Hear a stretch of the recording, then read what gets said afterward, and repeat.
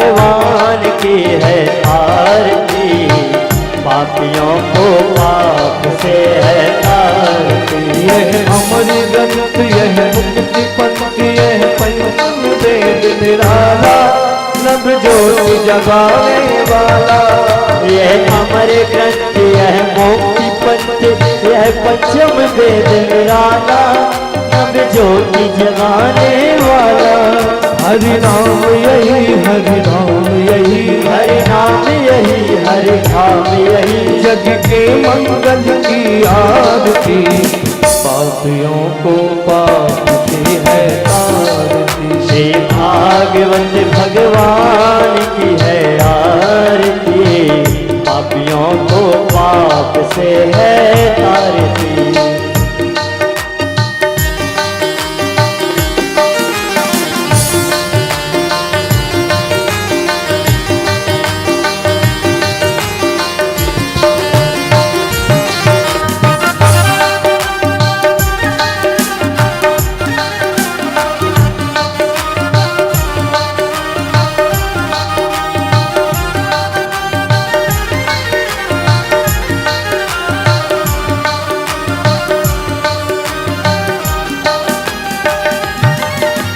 शांति गीत पावन पुनीत, पापों को मिटाने वाला, हरि दर्श कराने वाला। यह शांति गीत पावन पुनीत, पापों को मिटाने वाला, हरि दर्श कराने वाला। हरि दर्श कराने वाला, हो हरि दर्श कराने वाला। यह सुख करनी यह दुख हरनी, यह सुख तारिणी यह दुख हरणी। श्री मधुसूदन की आरती, पापियों को पाप से है आरती। श्री भागवत भगवान की है आरती, प्राणियों को पाप से है तारती। यह मधुर बोल जगवंत बोल तन मार्ग बताने वाला, बिगड़ी को बनाने वाला। यह मधुर बोल जगपति खोल सतमार्ग बताने वाला, बिगड़ी को बनाने वाला। बिगड़ी को बनाने वाला, हो बिगड़ी को बनाने वाला। श्री राम यही घनश्याम यही, श्री राम यही घनश्याम यही, मेरे राम यही घनश्याम यही, मेरे राम यही घनश्याम यही। प्रभु की महिमा की आरती, पापियों को पाप से है तारती। श्री भागवत भगवान की है आरती, पापियों को पाप से है तारती। यह कृष्ण भक्ति राधा की शक्ति, यह प्रीत बनाने वाला, हरि दर्श कराने वाला। यह कृष्ण शक्ति भक्ति दीक्षा दिखाने वाला, हरि दर्श कराने वाला। हनुमान यही प्रहलाद यही, हनुमान यही प्रहलाद यही, हनुमान यही प्रहलाद यही, जग के मंगल की आरती, पापियों को पाप से है तारती। श्री भागवत भगवान की है आरती, कर्पूर गौरम करुणावतारम, संसारसारम दुर्गेन्द्रहारम, सदा वसंत मेल्यारविंदे भवं भवानी सहितं नमामि। माला कृपालिकाले कृपाल माला दिगंबराय, दिगंबराय च दिगंबराय नमः शिवाय च नमः शिवाय। तुम्हें वो माता सविता तुम्हें वो बंधु सखा तुम्हें विवेदारणं त्वमेव त्वमेव सर्वं मम देवदेव। तुम्हें वो सर्वं मम देवदेव, त्वमेव सर्वं मम देवा। जलेन शीतली स्वामिनी मेरा धेज को दास, जन्म जन्म मोहि दीजियो श्री वृंदावन को वास। राधा साध्यं साधनं यस्य राधा, मंत्रो राधा मंत्रदात्री च राधा, सर्वं राधा जीवनं यस्य राधा, राधा राधा वाचिकिं तस्य शेषम्। के सब द्वारन को छोड़ के मैं आयो तेरे द्वार। ओ वृष भानु की लाडली निक मेरी ओर निहार। बरसाने की राधिका नंद गाँव के श्याम, इन दोनों के चरणों में मेरा कोटि कोटि प्रणाम। मेरी भव बाधा हरो श्री नटवर नागर शोर। जा दिन की ताई पड़े श्याम एक दुति होए। जय जय श्री राधा रमण, जय जय नवल किशोर। जय माखन चित चोर प्रभु, जय जय नागर सोर। मनोजवम मारुत तुल्य वेगम, जितेन्द्रियं बुद्धिमतां वरिष्ठम्। पातात्मनं वानरेषु युख्यं, श्री रामदूतं चरणं प्रपद्ये।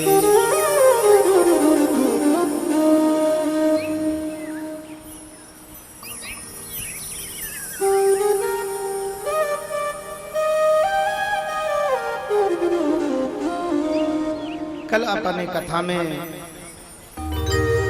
भागवत के महत्व का वर्णन सुना। भगवान सच्चिदानंद, सच्चित आनंद, सच्चिदानंद सत्य है, सत्य था, सत्य रहेगा।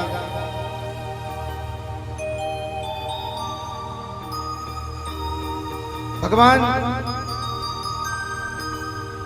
वेदव्यास जी के आपने कल कथा में श्रवण करा। ब्रह्मा जी ने नारद जी को चतुर्थ श्लोक में भागवत जी का सुनाया। इसके तत्पश्चात नारद जी ने वेदव्यास जी को, और वेदव्यास जी ने भगवान सुखदेव जी को। इस प्रकार ये भागवत का क्रम आगे बढ़ा।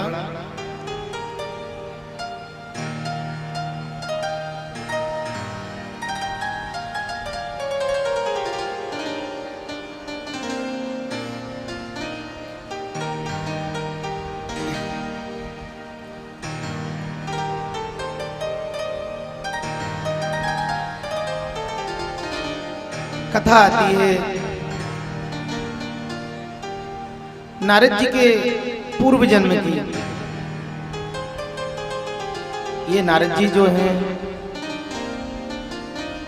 आज कथा के भागवत में प्रवेश करने से पूर्व भगवान श्री भागवत का प्रथम श्लोक जो आप सभी लोग मेरे साथ बोलेंगे कि सच्चिदानंद रूपायो, सच्चिदानंद रूपाय विष्णु पते देखवे, विष्णु पत्राहेतवे तापत्रे विनाशायं तापत्रे विनाशाय श्रीकृष्णाय वयं नमः। श्री कृष्णाय वयं नमः। ये भागवत का प्रथम श्लोक है।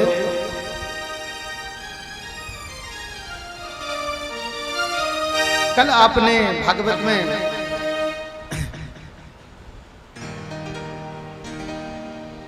सुना, आज देव ऋषि नारद जी का कथा आती है। देव ऋषि नारद पूर्व जन्म में कौन थे? ये जो देव ऋषि नारद जी जो हैं, पूर्व जन्म में दासी पुत्र थे।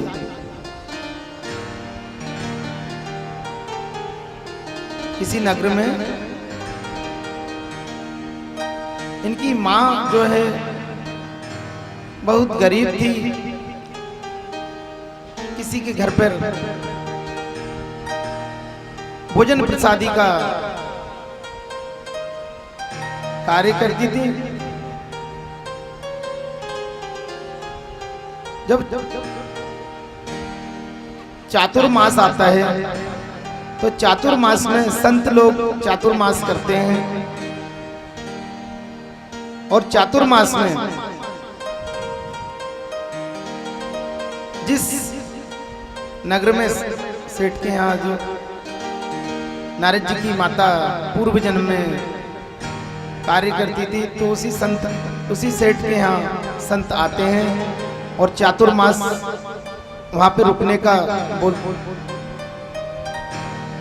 सेठ उनसे आग्रह करते हैं। संत लोग कृपा करके उन पे चातुर्मास वहीं व्यतीत करते हैं। जब चातुर्मास व्यतीत करते हैं तो नारद जी की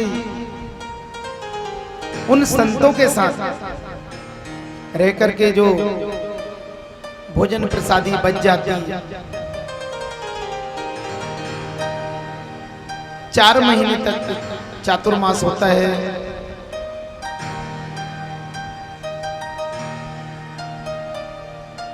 उस 4 महीने में संतों की प्रसादी पाई और उनकी सेवा करी। ये संत के प्रसाद का प्रभाव है, संतों की सेवा का प्रभाव है। ये नारद जी पूर्व जन्म में एक दासी पुत्र थे।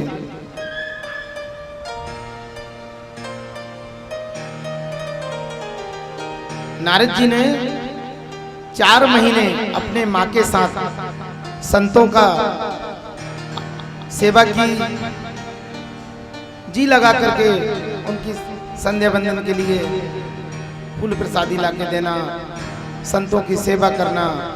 उस चातुर्मास का प्रभाव देखो आप कि जब चातुर्मास पूर्ण हुआ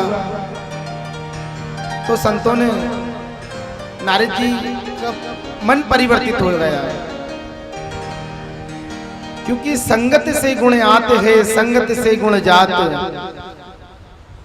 संगति आप जिस प्रकार की संगति करोगे आपका वैसा स्वभाव हो जाएगा।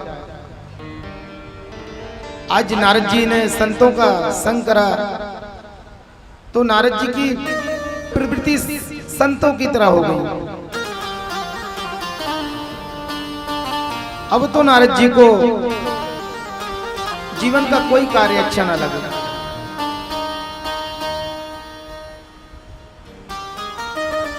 भगवान की भजन पूजन, नारद जी का दिनचर्या चेंज हो गई।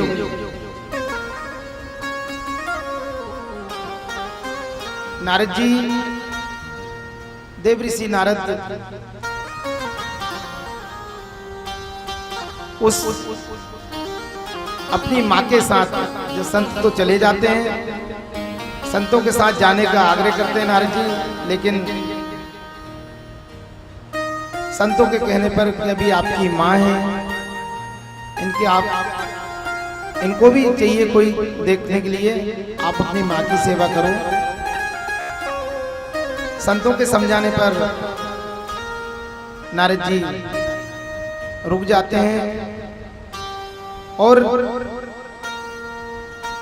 कुछ समय पश्चात उनकी मां की मृत्यु हो जाती है। जब उनकी मां की मृत्यु हो जाती है तो नारद जी दक्षिण दिशा की ओर चले जाते हैं।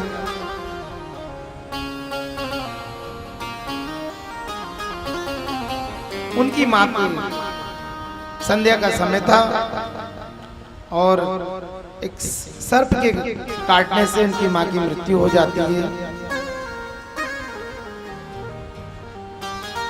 अब जो है नारद जी, अब मां भी नहीं है, क्या करें? तो नारद जी दक्षिण दिशा की ओर चले जाते हैं।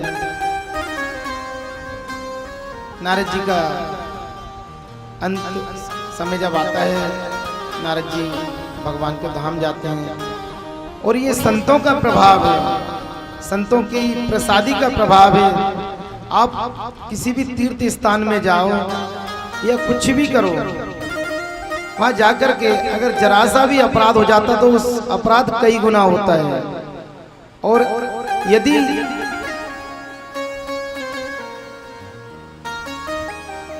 धाम में जाकर के आपने अगर 1 रुपए भी या 10 रुपए 100 रुपए जो भी आपने दान करा, उसका कई गुना प्रभाव होता है। संतों से अपने जीवन में ये सीख लेना कि संतों को कभी हमसे अपराध ना हो जाए कोई, क्योंकि संत अपराध भगवान भी माफ नहीं करता।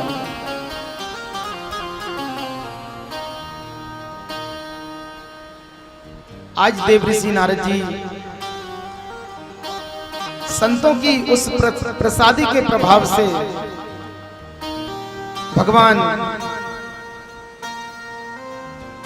श्री नारायण की कृपा से भगवान का जब पुनर्जन्म होता है तो यही देवऋषि नारद बनते हैं। वो जो दासी पुत्र होते हैं वो ही देवऋषि नारद बनते हैं। देवऋषि नारद जी कि ये पूर्व जन्म की कथा है।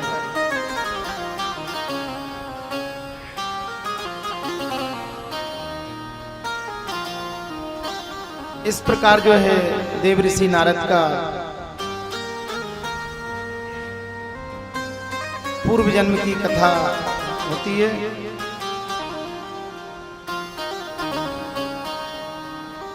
देवऋषि नारद इधर गंगा के नैमिषारण्य में कथा ज्ञान और वैराग्य के द्वारा ज्ञान वैराग्य का उद्धार जो अचेत अवस्था में पड़े हुए थे वो अचेत अवस्था से जाग जाते हैं। ये भागवत का प्रभाव है।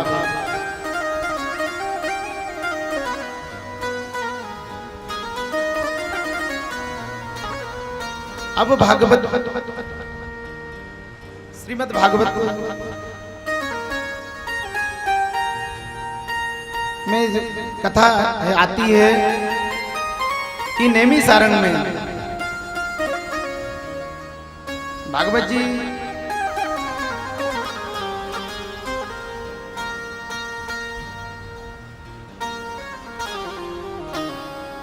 नैमिषारण्य में भागवत जी में सुखदेव जी पांडवों की कथा आती है।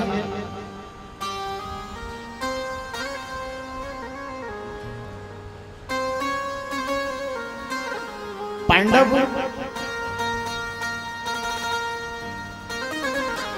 जिस समय भगवान श्री कृष्ण कौरवों और पांडवों का युद्ध हुआ, उस युद्ध में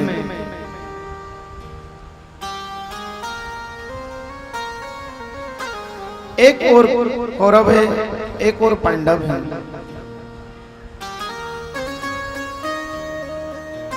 कौरव और पांडव ये एक ही वंश, एक ही घर के लोग हैं।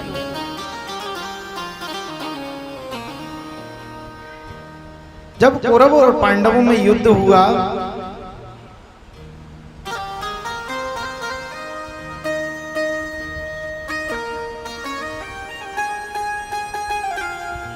तो युद्ध में हमेशा एक पक्ष की हार होती है, एक पक्ष की विजय होती है।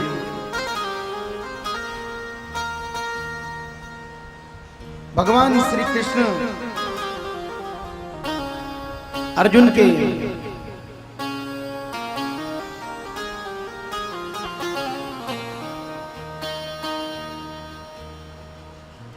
भगवान ने बहुत सोचा ये नरसंहार ना हो, पर कौरव और पांडवों का जब युद्ध हुआ, युद्ध में दुर्योधन और अर्जुन दोनों ही भगवान श्री कृष्ण से आग्रह करने गए कि आप मेरे ही ओर से युद्ध करो, आप मेरे ही ओर से युद्ध करो। तो भगवान श्री कृष्ण जिस समय द्वारिका में अर्जुन और दुर्योधन पहुंचा तो दुर्योधन अपने अभिमान में भगवान श्री कृष्ण के सिर की ओर खड़ा हो गया। सिर की ओर खड़ा हुआ और अर्जुन भगवान के चरणों की तरफ, भगवान के चरणों की ओर अर्जुन खड़े हुए हैं। आज भगवान श्री कृष्ण शयन कर रहे हैं। जब भगवान अपनी निद्रा से जागते हैं तो देखते हैं, क्योंकि दास का क्या कर्तव्य होता है, दास का कर्तव्य होता है कि अपने सेवक के, अपने भगवान के, अपने आराध्य के चरणों की ओर खड़ा हो।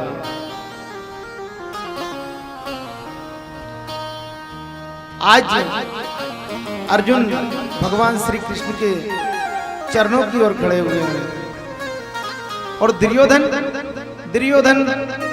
अभिमानी है, अहंकारी है। दुर्योधन अपने अभिमान में कि मैं हस्तिनापुर का युवराज, अपने अहम में आकर के दुर्योधन भगवान श्री कृष्ण के सिर की ओर खड़ा हुआ है।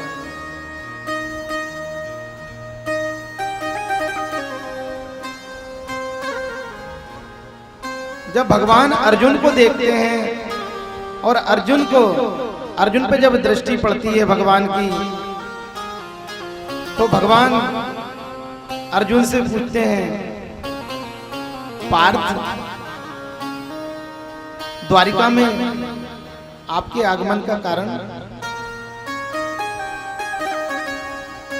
तो अर्जुन कहते हैं, भगवान पहले मैं नहीं आया आपके पास, पहले मैं नहीं आया। चाहता तो अर्जुन बता देते, लेकिन अर्जुन ने सत्य बोला। सत्य की हमेशा विजय होती है। भगवान श्री कृष्ण से अर्जुन ने बता दिया कि भगवान मैं पहले नहीं आया, दुर्योधन पहले आया है। दुर्योधन भगवान श्री कृष्ण के, जब भगवान ने पलट कर देखा तो दुर्योधन सिर के पास खड़ा हुआ था।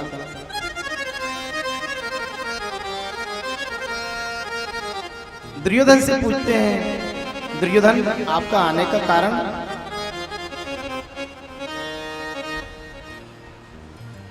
तो दुर्योधन भगवान से प्रार्थना करता है कि भगवान, हम कौरव और पांडवों के बीच युद्ध होने वाला है और मेरी इच्छा है कि आप उस युद्ध में भाग लो। तो भगवान श्री कृष्ण दुर्योधन के कहने पर अर्जुन से पूछते हैं। अर्जुन भी वही बात बताते हैं जो दुर्योधन बताता है, पर अर्जुन बोलते हैं भगवान से कि पहले दुर्योधन आया, जो वो मांग लेगा। बाद में जो दुर्योधन से पूछते हैं भगवान, तो दुर्योधन का भाव तो भगवान समझ गए थे कि ये क्या मांगेगा। दुर्योधन भगवान श्री कृष्ण से अपनी अक्षुणी सेना मांग लेता है और भगवान श्री कृष्ण कहते हैं, एक ओर मैं निहत्ता हूं और दूसरी ओर मेरी सेना नारायणी सेना, आप दोनों में से क्या लेना चाहोगे।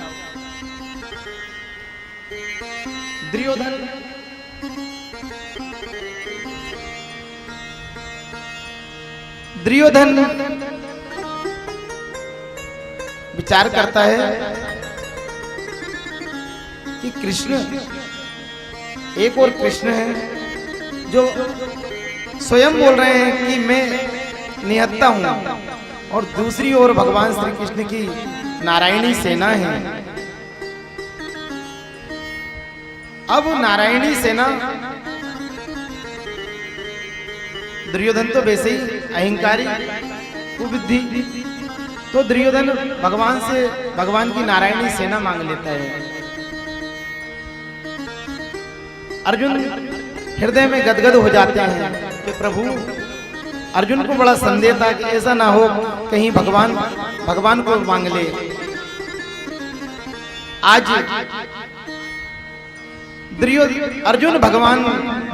अर्जुन के हृदय में अपनी खुशी का कोई पार नहीं। क्यों? क्योंकि अर्जुन भगवान को ही लेने आए थे।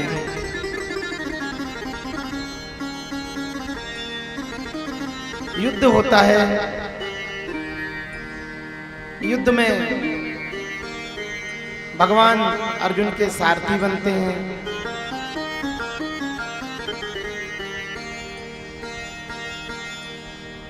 दूसरी ओर भगवान की नारायणी सेना जो कौरव दल से युद्ध करती है, कौरव दल की ओर से,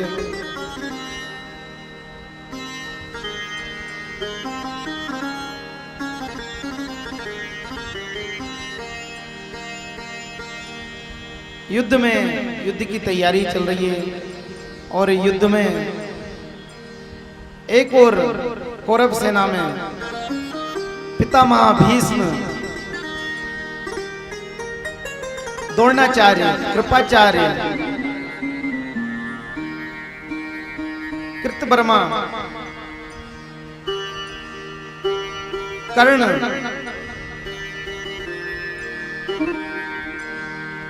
बड़े बड़े महारथी और एक और पांडव और भगवान श्री कृष्ण, और वो भी निहत्ते। कि जा पर कृपा राम की होई, जा पर कृपा राम की होई, जा पर कृपा राम की होई, जा पर कृपा राम की होई, जा पर कृपा राम की होई, ता पर कृपा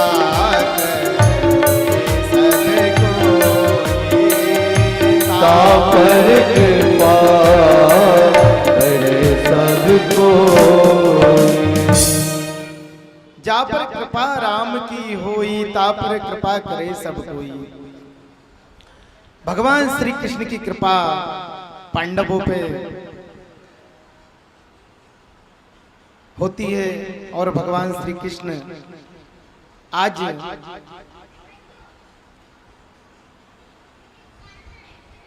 भगवान श्री कृष्ण अर्जुन के सारथी नियुक्त किए जाते हैं। भगवान अर्जुन कहते हैं, भगवान यदि आप मेरे सारथी बनकर इस युद्ध में मेरा सहयोग सारथी बनो तो आप मेरा सौभाग्य होगा प्रभु।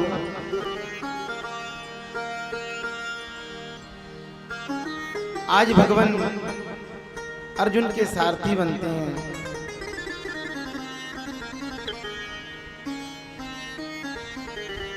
ये युद्ध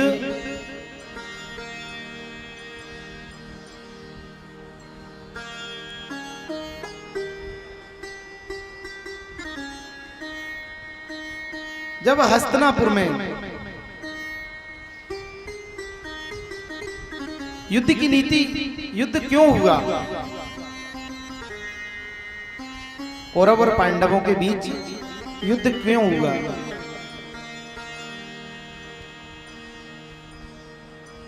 हस्तिनापुर एक राज्य है और उस राज्य का ही एक भाग जिसे इंद्रप्रस्थ बोलते हैं। इंद्रप्रस्थ में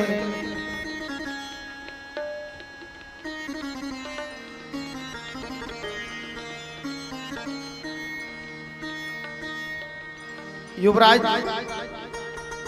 दुर्योधन को बनाया गया और युधिष्ठिर को भी युवराज बनाया गया। अब एक राज्य में दो युवराज कदापि संभव नहीं है। तो हस्तिनापुर के युवराज दुर्योधन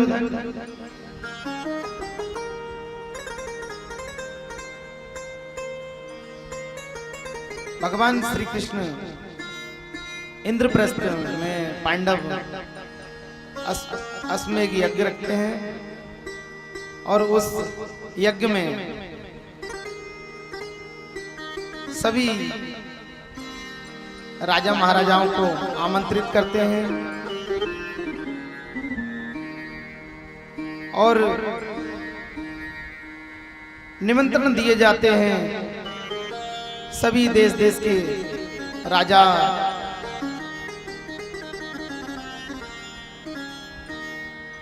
वहां पर आते हैं और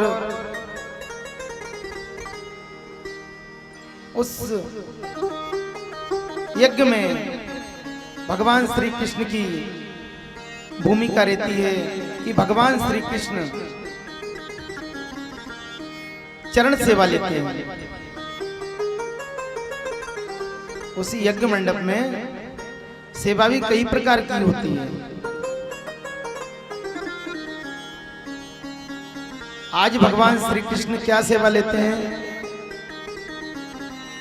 कि जो भी उस यज्ञ मंडप में आते हैं उनकी जूतियां साफ करना,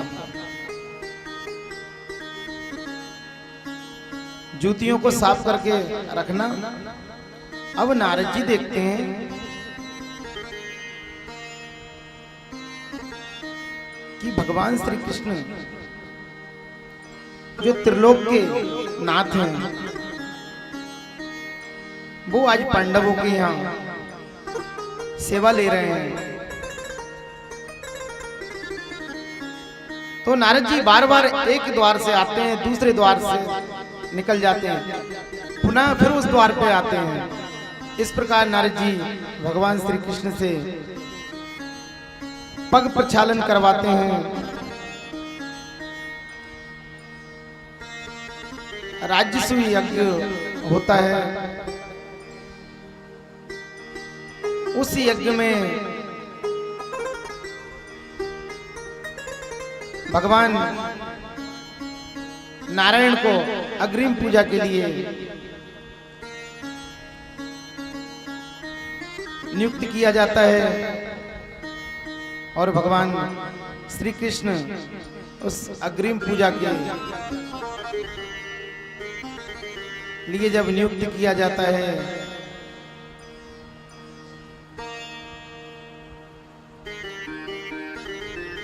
अग्रिम पूजा के लिए जब नियुक्त किया जाता है, तो भगवान श्री कृष्ण के ये पांडव जो हैं भगवान श्री कृष्ण की बुआ के लड़के हैं, और दूसरी बुआ के लड़के शिशुपाल जो है,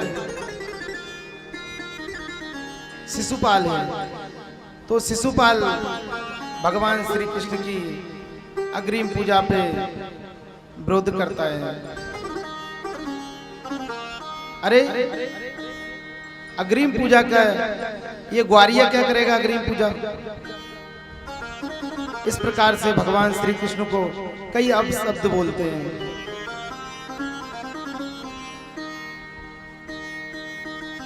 जब भगवान श्री कृष्ण बार बार समझाते हैं और शिशुपाल भगवान श्री कृष्ण की एक भी बात पर ध्यान नहीं देता है, तो भगवान उसी सभा में तुरंत अपना सुदर्शन निकालते हैं और शिशुपाल का धड़ से सिर अलग हो जाता है।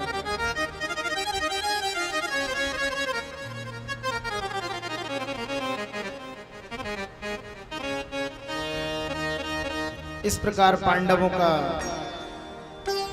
राजसूय यज्ञ संपन्न होता है।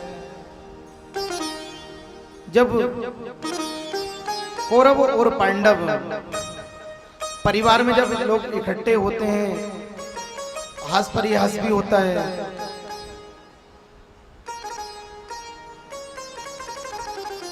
शकुनी अपनी नीति चलाता है और कौरव और पांडवों के दुर्योधन को वहां पर रुकने के लिए बोलता है और दुर्योधन को रुकवा करके रात में जुए का खेल रख जाते हैं। चौपड़ होती है, जुआ खेलते हैं। चौपड़ में दुर्योधन शकुनी अपनी चौपड़ से, कपट की चौपड़ जो थी उससे हार जाते हैं उस दिन जानबूझ करके।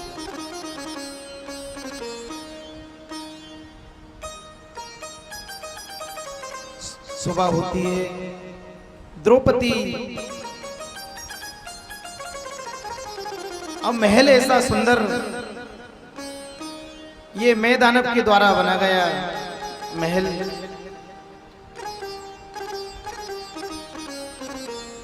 उसमें उस महल में इतनी दिव्यता थी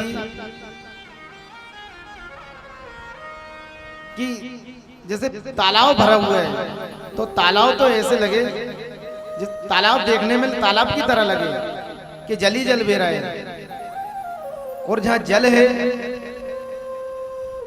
वहां जमीन है, और जहां जमीन है वहां जल है।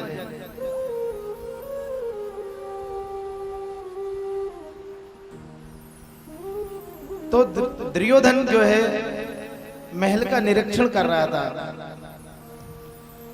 दुर्योधन महल का निरीक्षण कर रहा था, और महल का राज को देखते देखते जहां जल था वहां से दुर्योधन, जहां थल था वो देखने में लग रहा था कि जल है, और जहां जल था वो देखने में लग रहा था कि जमीन है। तो दुर्योधन अपने अहंकार में चलता जाता है और एकदम धड़ाम से गिरता है उस जल में। तो द्रौपदी हंस देती है।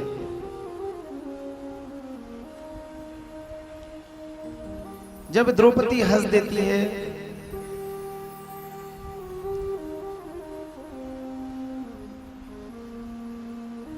द्रौपदी को हंसी आने का कारण ही ये महाभारत हुई है। महाभारत का कारण केवल द्रौपदी की हंसी।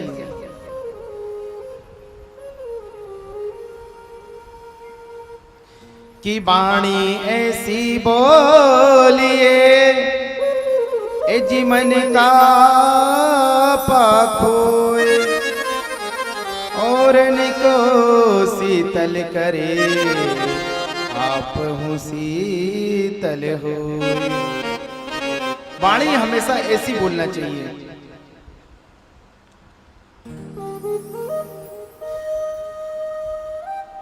कि व्यंग्य वचन के बोल कर और डाली ऐसी गांठ और मैं भी दुर्योधन नहीं जो लूट न लूं तेरी लाज।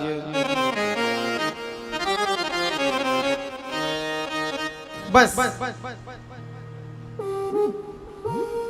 दुर्योधन ने द्रौपदी की हंसी, क्योंकि कोई भी बात हो बड़े ही सोच समझ करके बोलना चाहिए। आज द्रौपदी ने जो गलती करी, उस गलती का परिणाम देखो द्रौपदी को कितना बड़ा भोगना पड़ा।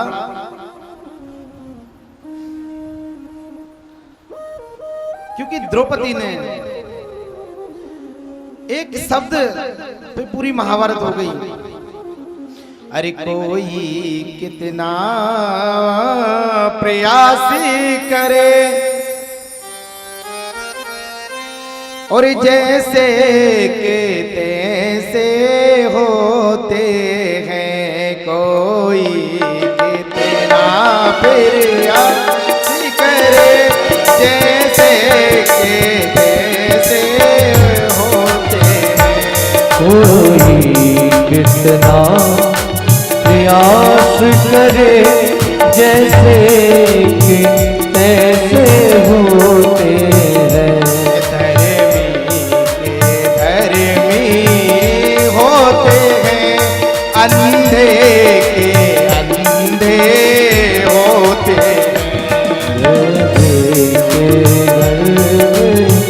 होते हैं, अंधे के अंधे होते हैं।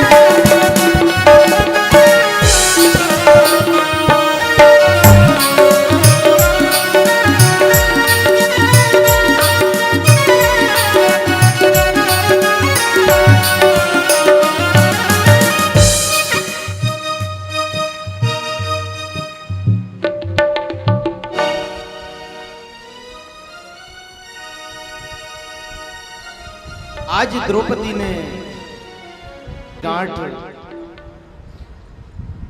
दुर्योधन उसी समय संकल्प ले लेता है दिल में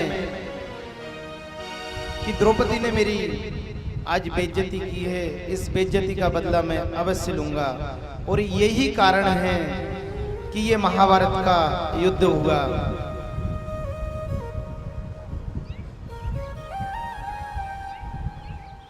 महाभारत का युद्ध केवल इतनी सी बात पर,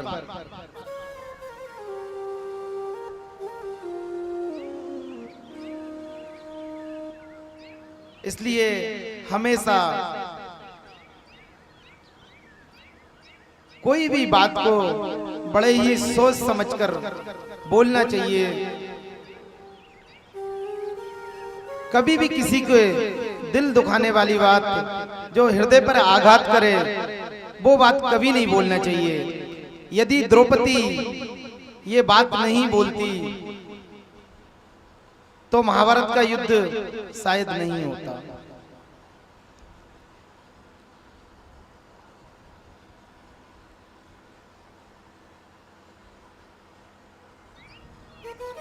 आगे परीक्षित जब महाभारत का युद्ध होता है और महाभारत के युद्ध में क्या होता है कि जब दो लोगों में युद्ध होता है तो हमेशा दोनों पक्षों का हानि दोनों पक्षों से होती है। क्यों? क्योंकि युद्ध में कभी भी कोई लाभ नहीं होगा, युद्ध में तो हानि ही होगी।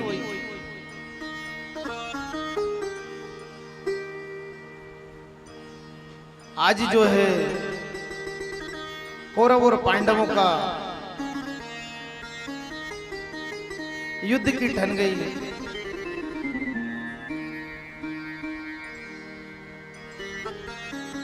भगवान श्री कृष्ण को पांडवों की ओर से युद्ध करते हैं और युद्ध में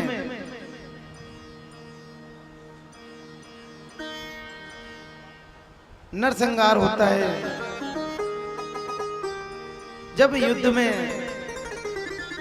सब लोग मारे जाते हैं तो दुर्योधन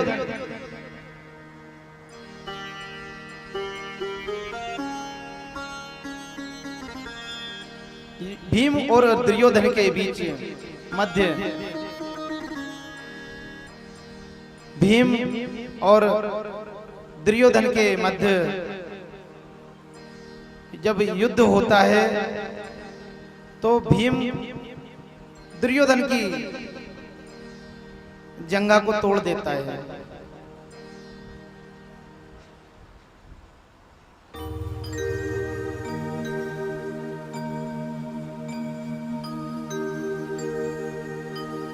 पितामह भीष्म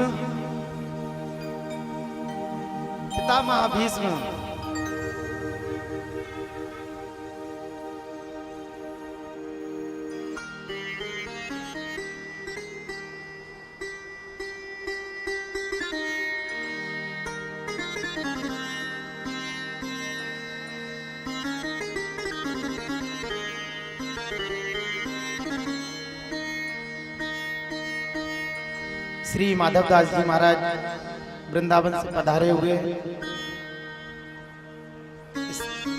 मैं उनका इस व्यासपीठ से हृदय से अभिनंदन स्वागत करता हूँ।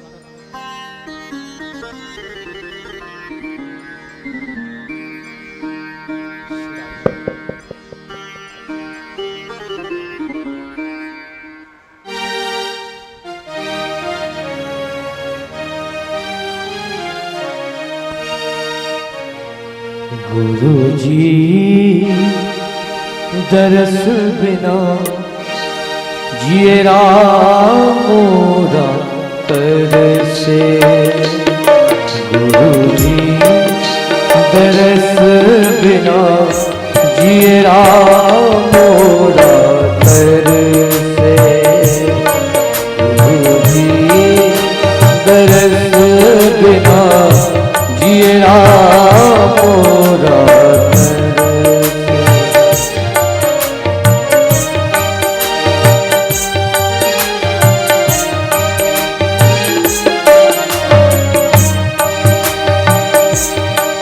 गुरु जी मेरे नैनन में जल बरसे, गुरु जी दरस बिना जीरा मोरा तरसे।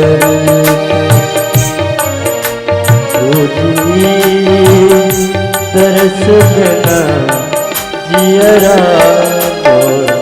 तड़े पे।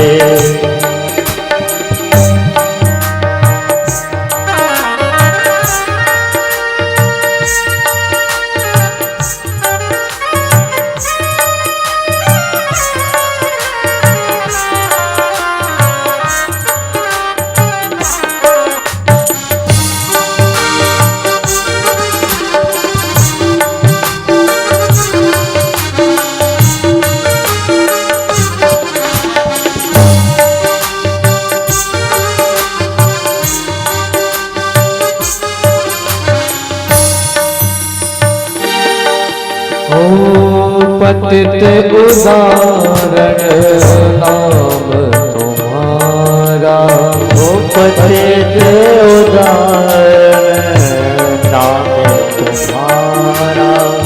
दीजिए गुरु जी मुझको सहारा, ओ दीजिए गुरु जी मुझे सहारा। देखो दयाल प्रेम नजर से, देखो दयाल प्रेम नजर से, गुरु जी दरअसल बिना जीरा मोरा तरसे, गुरु जी दरअसल बिना जीरा मोरा तरसे।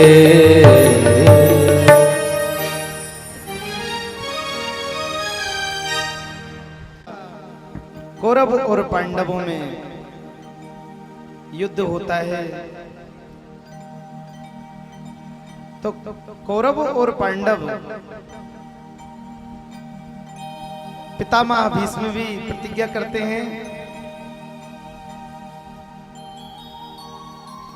क्योंकि भगवान श्री कृष्ण ने कहा था कि मैं निहत्था हूं युद्ध में, और पितामह भीष्म ने भी ये प्रतिज्ञा ली थी कि यदि मैं आपको अस्त्र ना उठवा लूं तो कहना। आज जो है भगवान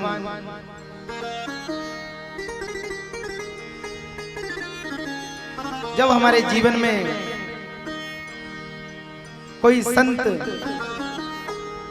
सदगुरु का आगमन हो जाता है तो हमें ये जीवन में समझना चाहिए कि हमें हमारे ऊपर परमात्मा जिस व्यक्ति के जीवन में सदगुरु संतों का आगमन हो जाए तो भगवान की कृपा स्वयं ही हो जाती है, क्योंकि संतों का आना और संतों का मिलना बड़ा ही दुर्लभ होता है।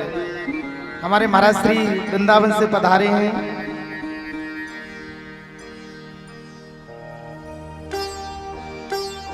तो भगवान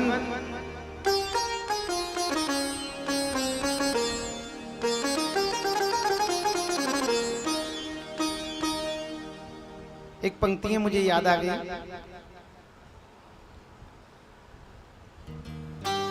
जब युद्ध चल रहा था कौरव और पांडवों के मध्य, कौरव पांडवों के मध्य जब युद्ध चल रहा था तो भगवान पितामह भीष्म का भी प्रतिज्ञा, पितामह भीष्म क्योंकि युद्ध नहीं कर रहे थे, पितामह भीष्म दुर्योधन पितामह भीष्म से व्यंग में बोलते हैं कि आप युद्ध तो मेरी ओर से कर रहे हो, लेकिन आपके आशीर्वाद सारे पांडवों की ओर है। और ऐसा युद्ध करना किस काम का कि युद्ध मेरी ओर से करो और आपका भाव जो है आप पांडवों को मारना नहीं चाहते।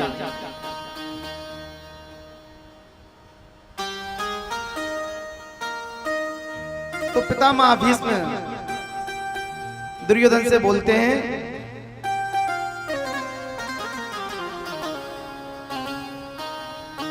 हे दुर्योधन, अपनी पत्नी को जब मैं संध्या करूं तो उस समय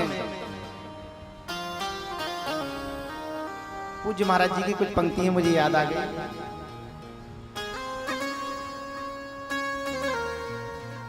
आज भगवान श्री कृष्ण ने जाना था वहां पे किसको, दुर्योधन की पत्नी को, लेकिन भगवान श्री कृष्ण, क्योंकि वो तो घट-घट भी आप नहीं है, भगवान श्री कृष्ण ये बात जान जाते हैं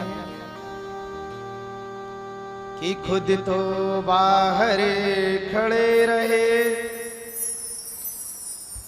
खुद तो बाहर खड़े रहे, भीतर भेजा पांचाली को, कि खुद तो बाहर खड़े रहे,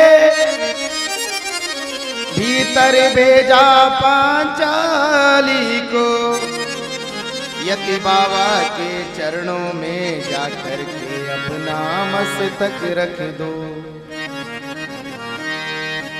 कि अर्धरात्रि की बेला में,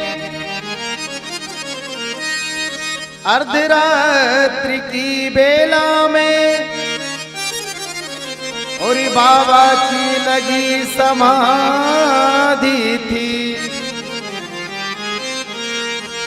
मन हरि चरणों में रमता था, कहीं कोई ना आधी व्याधि थी। बाबा ने देखा चरणों में जुपती कोई सदवा नारी है, सदवापन को दिखलाती पचरंगी सिर पे साड़ी है, आशीर्वाद मुख से निकला, सौभाग्यवती तू रे बेटी,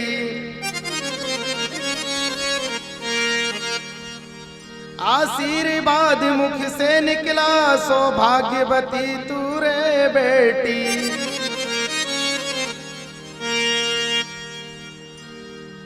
आशीर्वाद मुख से निकला, सौभाग्यवती तू रे बेटी, हाथों मेहंदी हाथों में सुरंग रहे, तेरे कभी नहीं छूटे बेटी,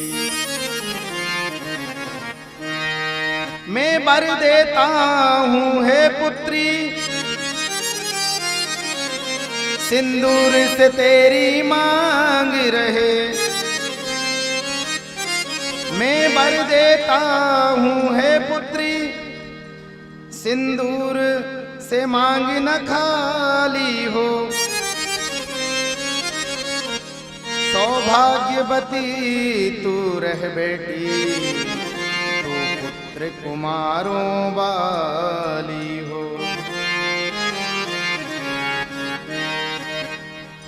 सुनकर द्रौपदी बोल उठी, कि सुनकर द्रौपदियों बोल उठी,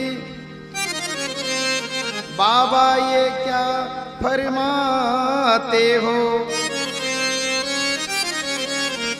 अब कह बैठे हो और कहो, तुम सत्यवती कहलाते हो, मेरे पांचों पतियों में से यदि एक भी मारा जाएगा, कि मेरे पांचों पतियों में से यदि एक भी मारा जाएगा, आशीर्वाद आपका बाबा क्या झूठा नहीं हो जाएगा। अब आया होश पितामह को कि अब आया होश पितामह को, हाथों से माला छूट गई,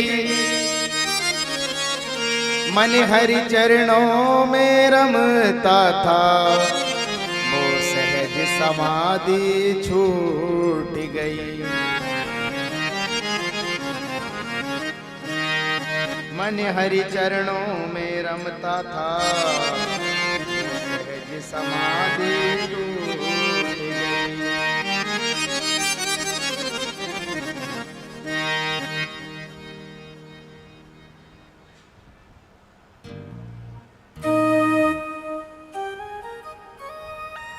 और बूढ़ा होने को आया है,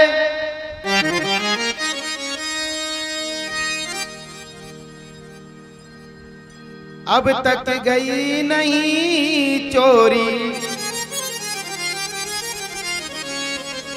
के बूढ़ा होने को आया है, अब तक गई नहीं चोरी। एक बात बता, एक बात बता बेटी मुझको, ये अर्धरात्रि की बेला में वो कहाँ छुपा यहाँ लाने वाला, इस अर्धरात्रि की बेला में। और बोले बेटी तेरे प्रश्नों का उत्तर पीछे दे पाऊंगा, कि बोले बेटी तेरे प्रश्नों का उत्तर पीछे दे पाऊंगा, कल होगा चारण भूमि में निर्णय पीछे ले पाऊंगा। और बूढ़ा होने को आया है,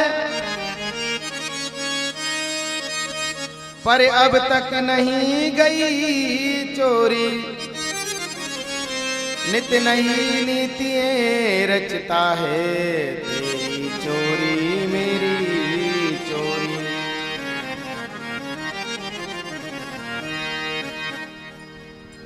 आगे बढ़कर जब देखा तो लोड़ी का रंग निराला था, पीतांबर के घूंघट ओढ़े वहाँ खड़ा बांसुरी वाला था। कहते हैं द्रौपदी का जूता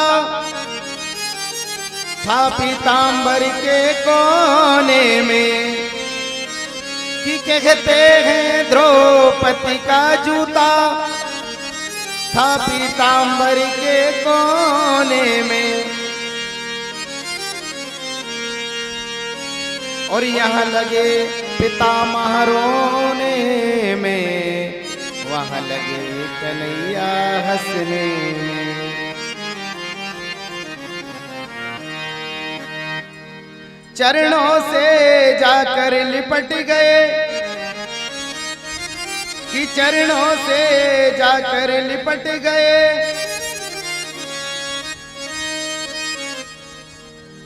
छलिया छलने को आया है,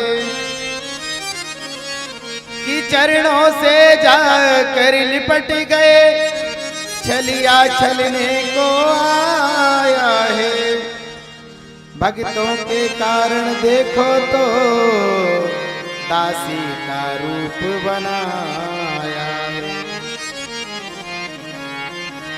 ओ द्रौपदी सुता मेरी पुत्री,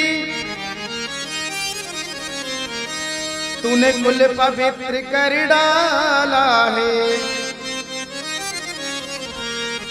ओ द्रौपदी सुता मेरी पुत्री, तूने कुल पवित्र कर डाला है।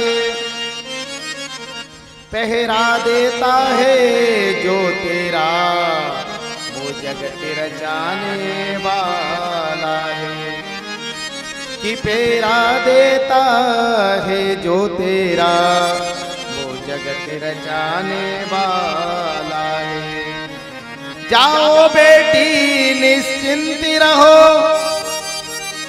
कि जाओ बेटी निश्चिंत रहो, अब निश्चय विजय तुम्हारी है। कि जाओ बेटी निश्चिंत रहो, अब निश्चय विजय तुम्हारी है।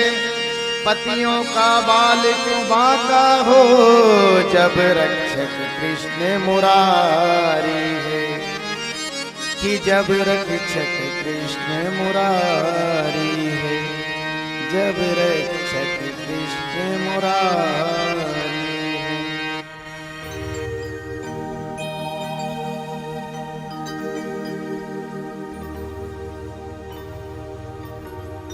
आज पितामह भीष्म द्रौपदी को वरदान आशीर्वाद दे देते हैं। कौरवों और पांडवों के बीच युद्ध होता है। युद्ध में एक एक कर करके सभी महारथी मारे जाते हैं। पितामह भीष्म, द्रोणाचार्य, कृपाचार्य, कर्ण एक एक कर करके सारे योद्धा मारे जाते हैं।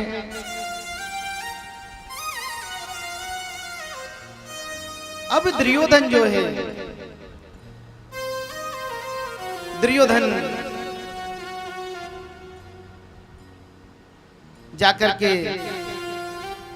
जल में छुप जाता है। भगवान कृष्ण भीम को बताते हैं कि दुर्योधन जल में छुपा हुआ है। और दुर्योधन जब जल में छुप जाता है, भीम उसको युद्ध के लिए ललकारते हैं। और भीम युद्ध के लिए ललकारते हैं तो दुर्योधन क्रोध में आकर के जल से बाहर आ जाता है। दोनों में गदा युद्ध होता है। और गदा युद्ध में भीम और दुर्योधन के बीच जब युद्ध होता है तो गदा युद्ध में दुर्योधन को भगवान कृष्ण इशारा करते हैं और दुर्योधन के नस नस गदा युद्ध में भीम तोड़ देता है, जंघा पर प्रहार करता है। अब जो है दुर्योधन मरणासन में पड़े हुए है और मरणासन में उसी समय अश्वत्थामा आता है वहां पे। और अश्वत्थामा दुर्योधन यदि आप मुझे सेनापति बना देते तो पहले ही मैं इस युद्ध को समाप्त कर देता और पांडवों के सिर काट करके आपको ला देता। दुर्योधन अश्वत्थामा का सेनापति नियुक्त करते हैं और युद्ध के अंतिम क्षण में शिविर में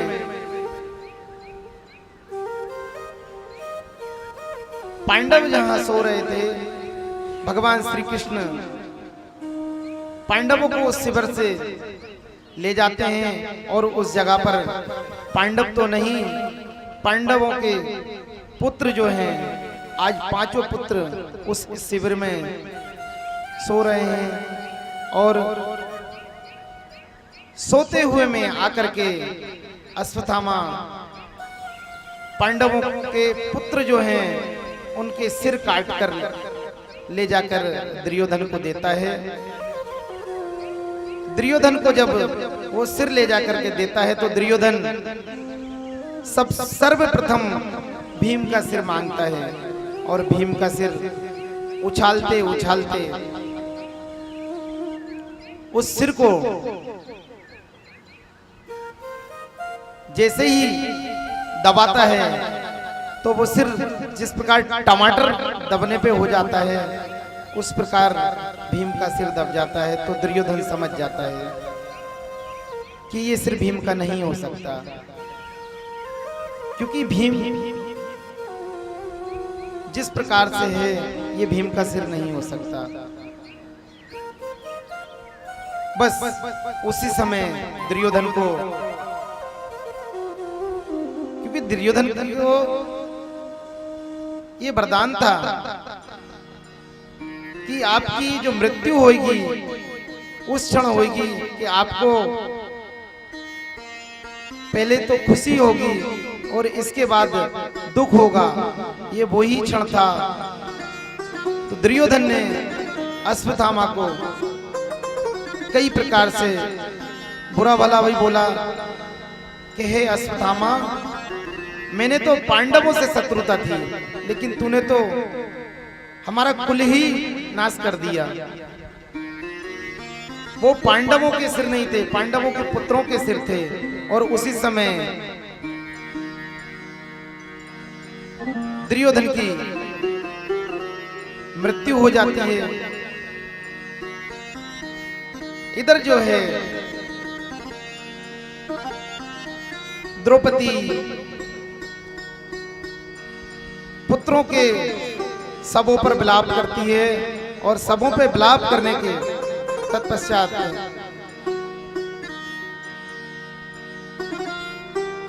सबों पे तत्पश्चात विलाप करते करते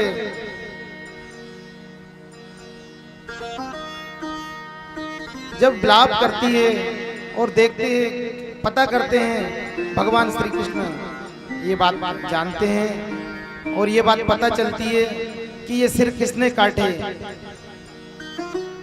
तो अर्जुन प्रतिज्ञा ले लेते हैं कि जिसने मेरे पुत्रों का सिर काटा है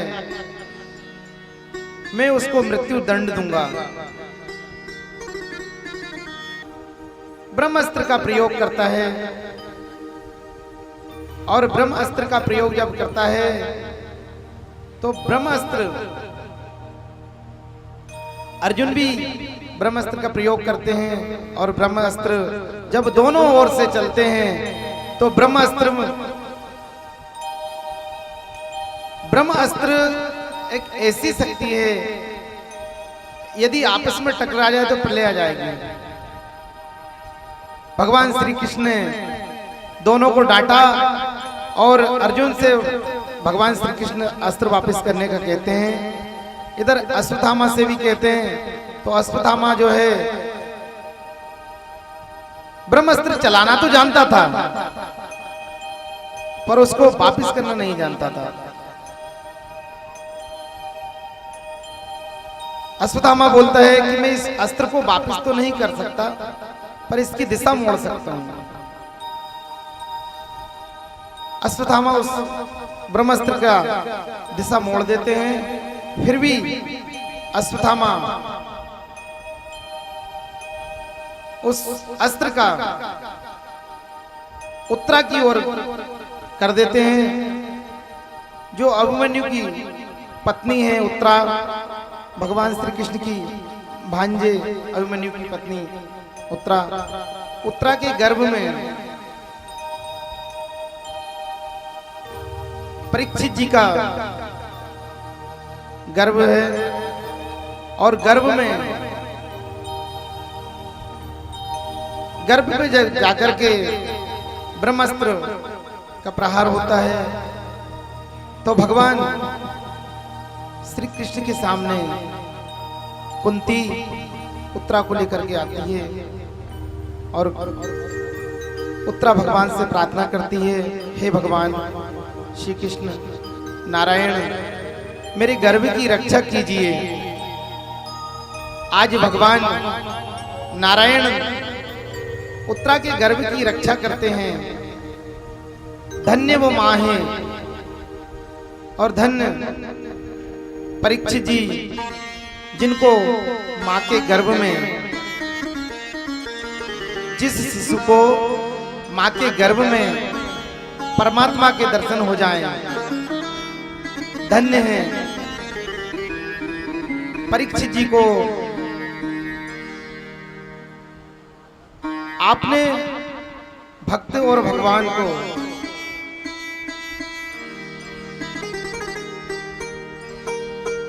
एक साथ एक गर्भ में इस त्रिलोक में केवल उत्तरा ऐसी भाग्यशाली हैं जो भगवान नारायण, भगवान श्री कृष्ण और आत्मा और परमात्मा का मिलन एक साथ उत्तरा के गर्भ में, दोनों धन्य है वो माता उत्तरा जिनके गर्भ में भगवान श्री कृष्ण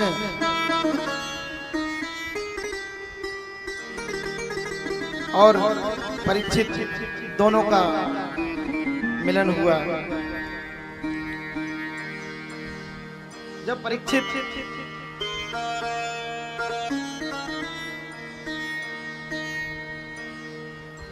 भगवान उत्तरा के गर्भ की रक्षा करते हैं,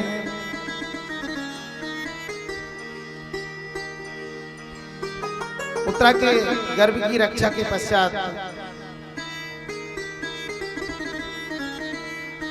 परीक्षित जी का जन्म होता है।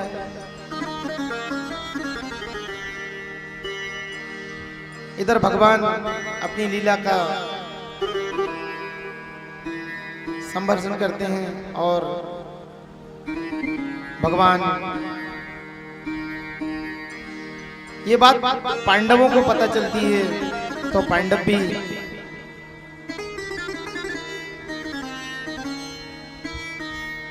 परीक्षित जी का राज तिलक करके वन को चले जाते हैं और परीक्षित जी जो हैं अपने राज्य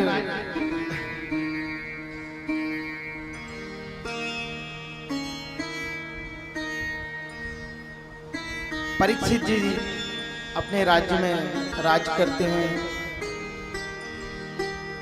परीक्षित जी एक ऐसे राजा हैं जो सत्यवादी, सत्यनिष्ठ,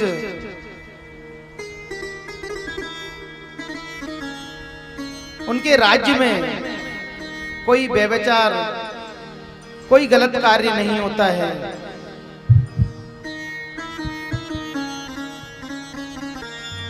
कई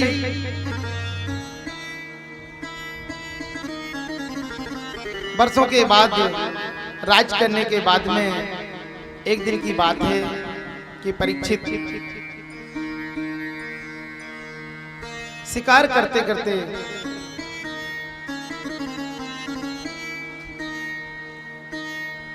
वन में भटक जाते हैं और वन में भटकने के कारण बहुत दूर तक चले जाते हैं और परीक्षित जी जो है प्यास से व्याकुल होकर के एक आश्रम देखते हैं और उस आश्रम में जाकर के आवाई लगाते हैं परीक्षित जी। और परीक्षित जी आवाई लगाते हैं, देखते हैं कि कोई ऋषि साधना में बैठे हुए हैं और मेरी बात सुनने के बाद भी अनसुनी कर रहे हैं। अब परीक्षित जो है पृथ्वी का एक छत्र राजा,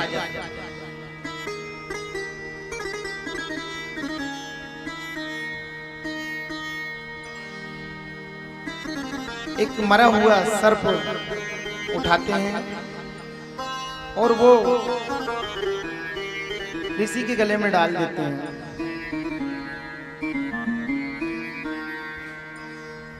जब ऋषि के गले में वो मरा हुआ सर्प डाल देते हैं,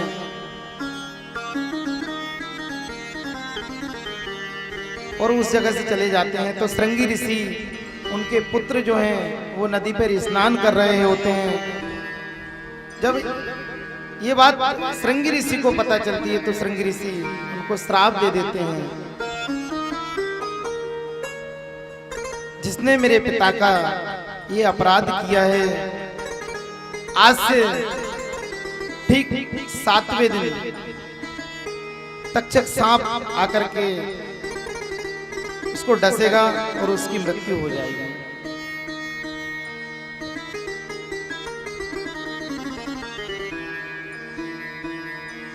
परीक्षित जब घर आते हैं और परीक्षित अपना मुकुट उतारते हैं, परीक्षित ये घटना क्यों घटी? क्योंकि परीक्षित जी ने कलियुग को 4 स्थान दिए थे।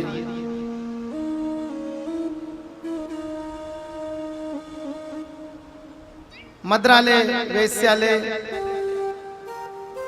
चोरी का कमाया हुआ धन,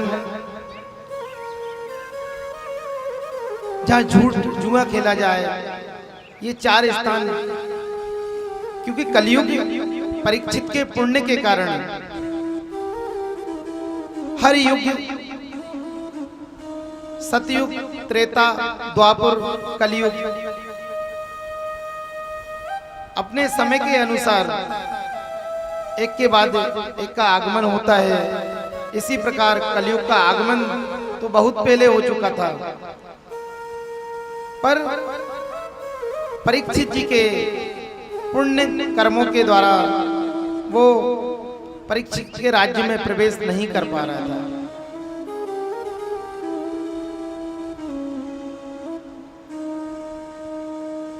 जब परीक्षित ने ये मरा हुआ सर्प जिस समय ऋषि के गले में डाला, उस समय परीक्षित जी जो है मुकुट पहने हुए थे, मुकुट धारण करे हुए थे, और वो मुकुट जब जरासंध को भगवान कृष्ण, दुर्योधन, कृष्ण, अर्जुन और भीम जरासंध को मारने गए, तो उस समय वहां से जब जरासंध को परास्त कर दिया, उसकी मृत्यु हो गई, तो वहां से वो जो राजकोष लेके आते हैं, राजकोष जब लेके आए उसमें ये मुकुट आया था। आज परीक्षित जी जो मुकुट पहने हुए हैं वो जरासंध के यहाँ का मुकुट है। उस मुकुट के कारण, क्योंकि वो कमाया हुआ धन नहीं था,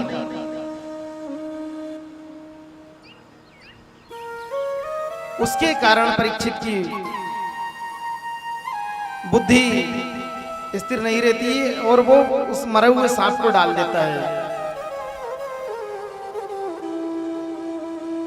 आज परीक्षित जी को जब श्राप लगता है और परीक्षित जी उस मुकुट को उतारते हैं, तो उनको याद आता कि अरे मैंने ये क्या कर डाला। इधर ऋषि को ये बात पता चलती है कि श्रृंगी ने परीक्षित को श्राप दे दिया है कि 7वें दिन आकर के तक्षक सांप डसने से परीक्षित की मृत्यु हो जाएगी।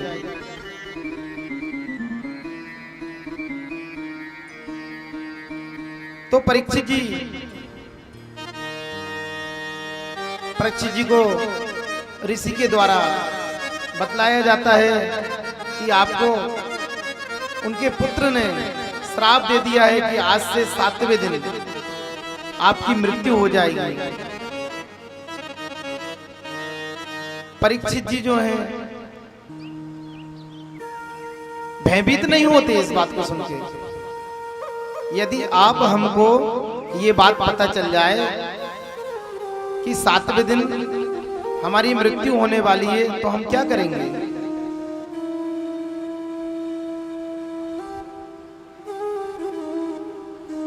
आज की दुनिया का व्यक्ति को अगर ये बात पता चल जाए कि 7वें दिन उसकी मृत्यु होगी तो वो पता नहीं क्या क्या करने लगेगा।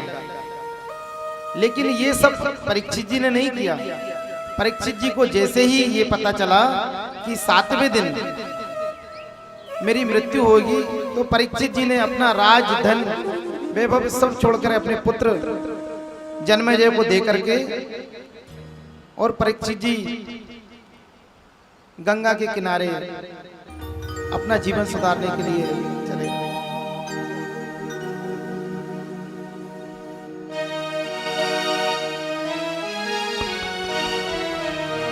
हे प्रभु मुझे बता दो, हे प्रभु मुझे बता दो, चरणों में कैसे आओ। हे प्रभु मुझे बता दो, चरणों आओ। माया के बंधनों से, ओ माया के बंधनों से अब मुक्ति कैसे पाओ। ओ माया के बंधनों से अब मुक्ति कैसे पाओ। हे प्रभु मुझे बता दो।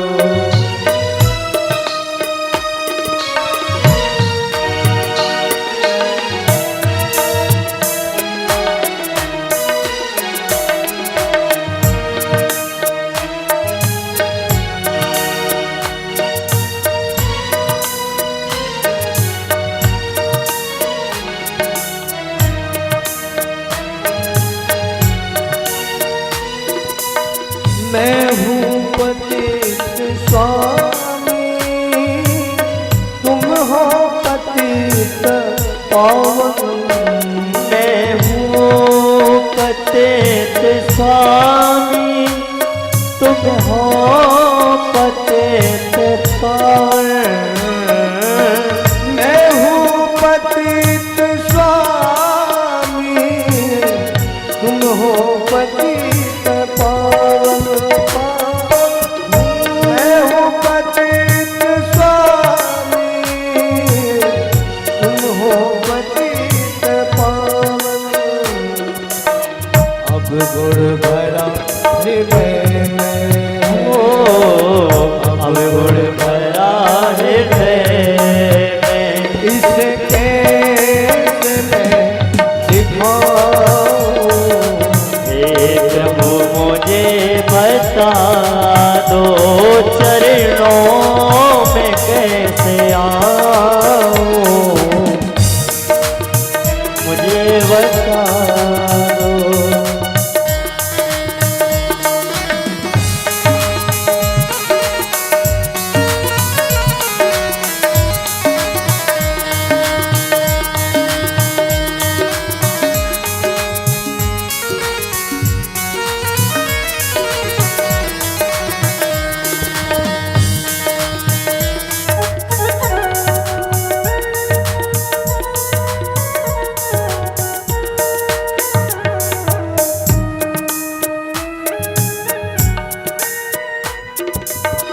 अच्छा हूँ या बुरा हूँ, जैसा भी हूँ तुम्हारा।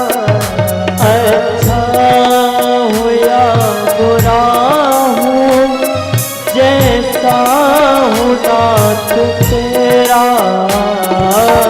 अच्छा हूँ या बुरा हूँ, जैसा भी हूँ तुम्हारा।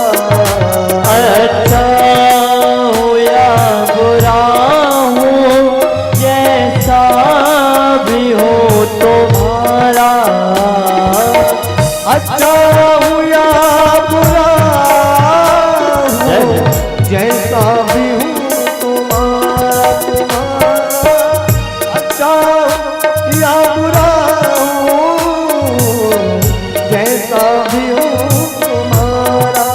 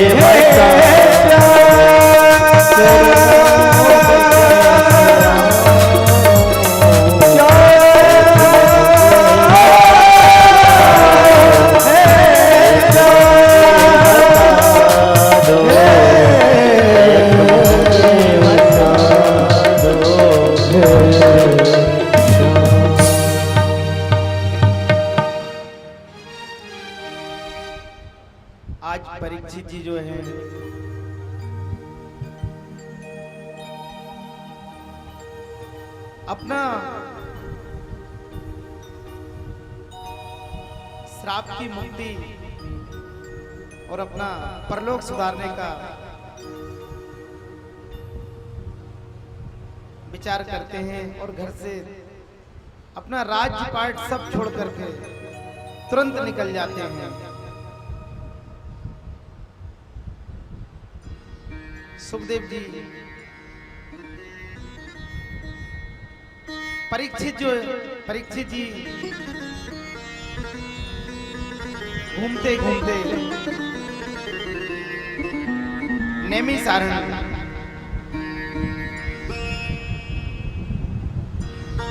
सभी 88,000 ऋषियों से परीक्षित जी अपने श्राप की मुक्ति का उपाय पूछते हैं। कोई कुछ बताता है, कोई कुछ बताता है, अपने अपने मत के अनुसार परीक्षित जी को सांत्वना देते हैं। अंत में नैमिषारण्य स्थान पर परीक्षित जी भगवान का ध्यान करते हैं और भगवान सुखदेव जी का पदार्पण होता है। और सुखदेव तुम्हारी जय हो बे, सुखदेव तुम्हारी जय हो बे, सुखदेव तुम्हारी जय हो बे।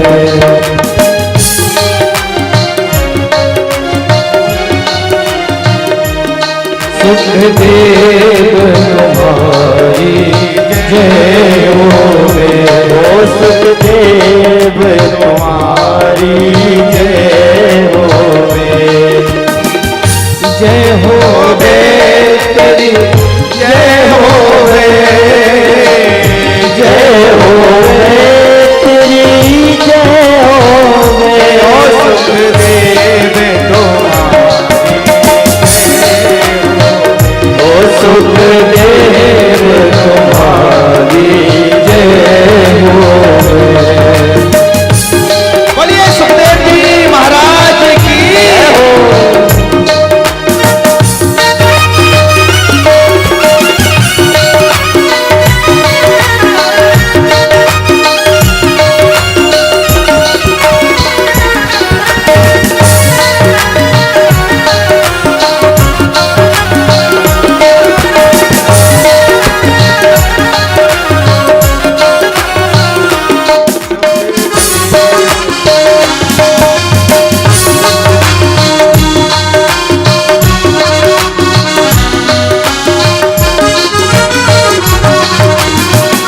जय हो बे तेरी जय हो बे, हो जय हो बे तेरी जय हो बे, जय हो बे तेरी जय हो बे, हो जय हो बे जय हो बे, सुखदेव तुम्हारी जय हो बे, ओ सुखदेव तुम्हारी जय होवे, सुखदेव तुम्हारी जय होवे, ओ सुखदेव तुम्हारी जय होवे, सुखदेव तुम्हारी जय होवे।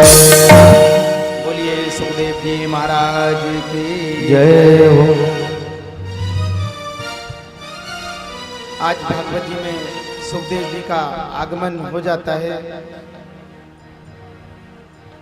88,000 ऋषियों के मध्य सुंदर आसन बना है।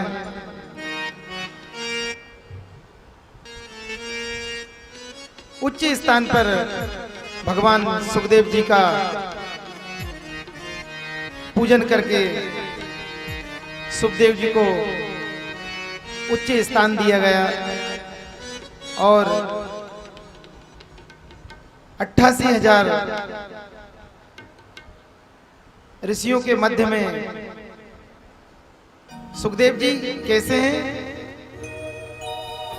सुखदेव जी से कई उम्र में इतने बड़े बड़े हैं कि इनकी कई महात्माओं ने तो चतुर्युगी देखी है। सुखदेव जी से हजारों हजारों वर्ष बड़े हैं उम्र में।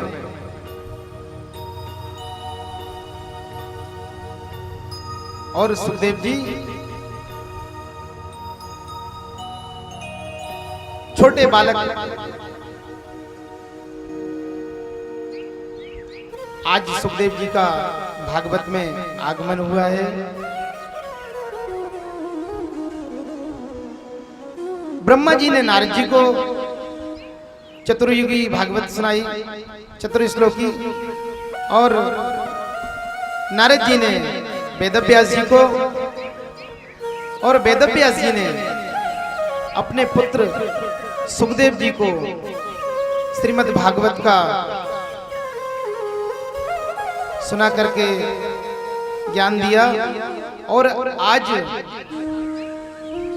सुखदेव जी परीक्षित जी को ये कथा सुनाते हैं।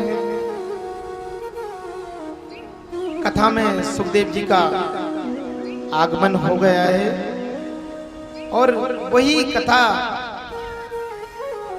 गंगा प्रबल धारा बहते बहते आज आप सबके मध्य ये कथा की धारा बह रही है।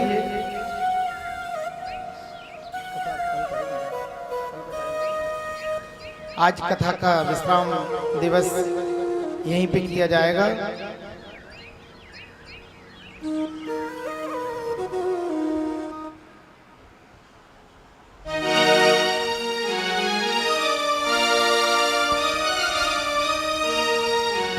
बाजे रे मुरलिया बाजे रे, बाजे रे मुरलिया बाजे, बाजे रे मुरलिया बाजे, बाजे रे मुरलिया बाजे,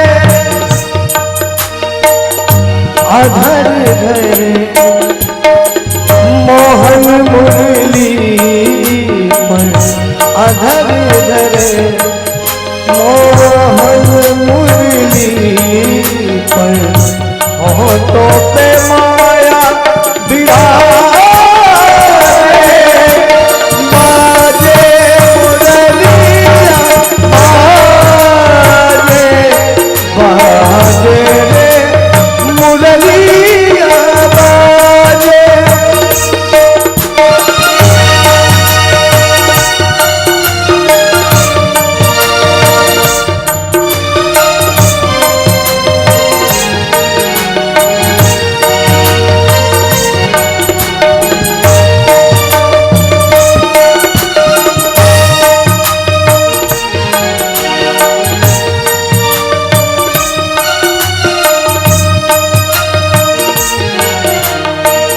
हरे हरे बांसुरी बनी रे मुरलिया, हरे हरे बांसुरी बनी रे मुरलिया, मरम मरम को छुए अंगुरिया, मरम मरम छुए अंगुरिया, चल चल चतुर अंगुरिया जिस पर, चल चल चतुर अंगुरिया जिस पर, कनक मुंदरी सारे, बाजे मुरलिया बाजे, बाजे रे मुरलिया बाजे, बाजे रे मुरलिया बाजे।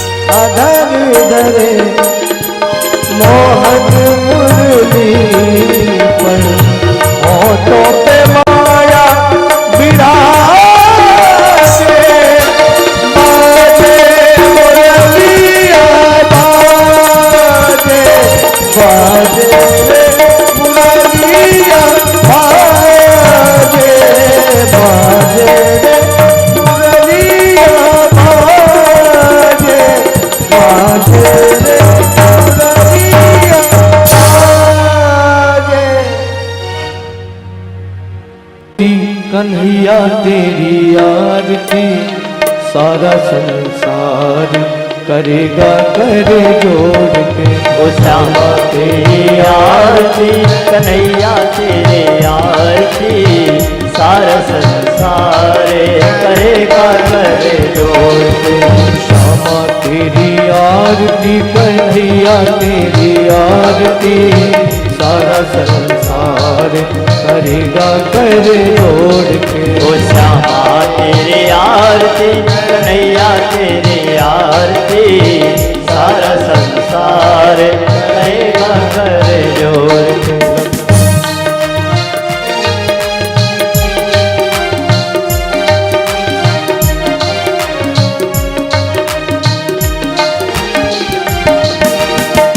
सिर पर सोना मुकुट विराजे, सिर पर सोना मुकुट विराजे, गल बैजंती माला साजे। ओ गले बैजंती माला साजे, और पुष्पन के हाथ करेगा कर जोड़ के। श्यामा तेरी आरती कन्हैया तेरी आरती सारा संसार करेगा कर जोड़ के। ओ श्यामा तेरी आरती कन्हैया तेरी आरती सारा संसार करेगा कर जोड़ के।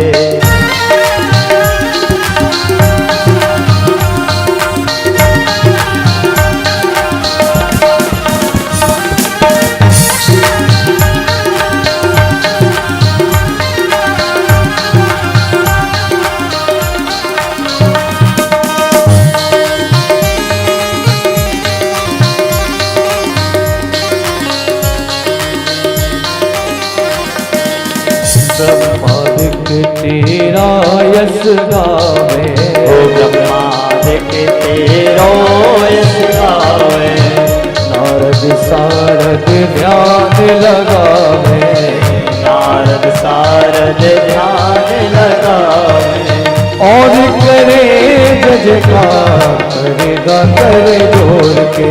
श्यामा तेरी आरती कन्हैया तेरी आरती सारा संसार करेगा कर जोड़ के। श्यामा तेरी आरती कन्हैया तेरी आरती सारा संसार करेगा कर जोड़ के। मैं हूँ दीनन दुखिया भारी, ओ मैं हूँ दीन दुखिया भारी, आया हूँ प्रभु शरण तिहारी। आया हूँ प्रभु शरण तिहारी, रखियो लाज हमार करेगा कर जोड़ के। ओ श्यामा तेरी आरती कन्हैया तेरी आरती सारा संसार करेगा कर जोड़ के।